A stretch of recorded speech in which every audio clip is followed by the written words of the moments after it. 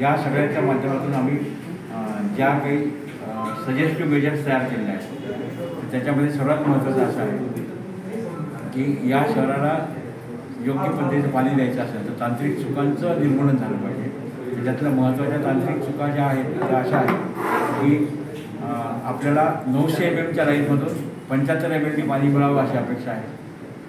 1200 mmच्या लाईनमधून किमान या स्थितीमध्ये 125 ml पाणी मिळावं अशी अपेक्षा आहे. तर असं मिळून 200 ml पाणी आपल्याला मिळू शकतं.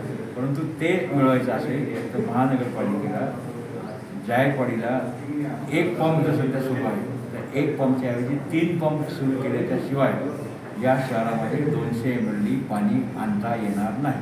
हे आमचं सजेस्टिव्ह मेजर तसं आहे.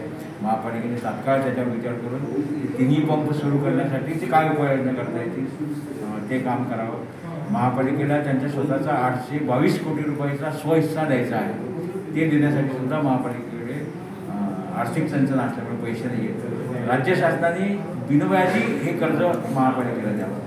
त्या कर्जाची परतफेड करण्यासाठी 5 वर्षाची मुदत द्यावी. 5 वर्षानंतर ते कर्जाची परतफेड करण्यासाठीचं ते नियोजन करावं. त्याचसोबत या ठिकाणी जी मेन लाईन जी आहे नवीन भविष्यातली जी 1680 कोटीची लाईन जी आहे ती 2500 mmची लाईन टाकत असताना ती नागमोडी पद्धतीची झालेली आहे.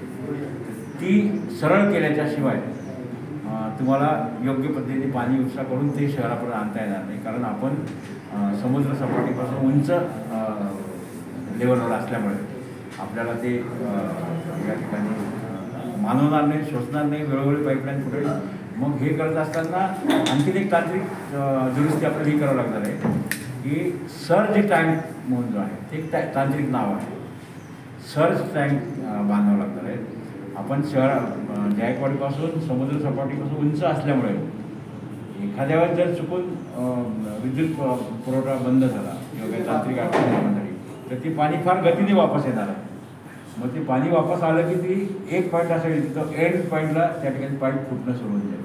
मग त्या पाईप फुटू नये म्हणून त्या ठिकाणी सर्ज टँक तुम्हाला बांधावं लागणार आहे. सर्ज टँकची कॅपॅसिटीसुद्धा 50,000 लिटर ते 1,00,000 लिटरपर्यंत पाहिजे. म्हणजे प्रेशरने येणारं पाणी ते त्या सर्ज टँकमध्ये आणेल आणि पाईप आपले कुठले फुटणार नाही. ती एक काळजी महानगरपालिकेला घ्यावं लागणार आहे. जॅकवेल पंप जे आहे त्याचीसुद्धा आपल्याला चांगल्या पद्धतीने नियोजन करावं लागणार आहे.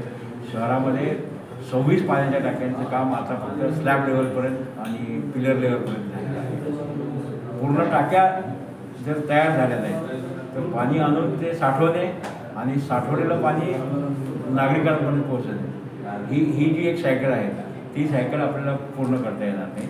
त्याच्यासाठी महानगरपालिकेने युद्धपातळीवर काम सुरू केलं पाहिजे. आणि ह्या मानवनिर्मित ज्या चुका ज्यांनी कधी केल्या असतील त्याची उच्चस्तरीय चौकशी समिती नेमून उच्चस्तरीय चौकशी होऊन दोषींवर गुन्हा दाखल केला गेला पाहिजे.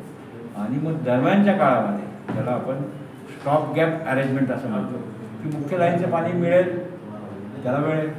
मुख्य लाईनचं पाणी जर मिळणार नसेल लवकर तर मग लोकांनी पाण्याची व्यवस्था कशी करायची.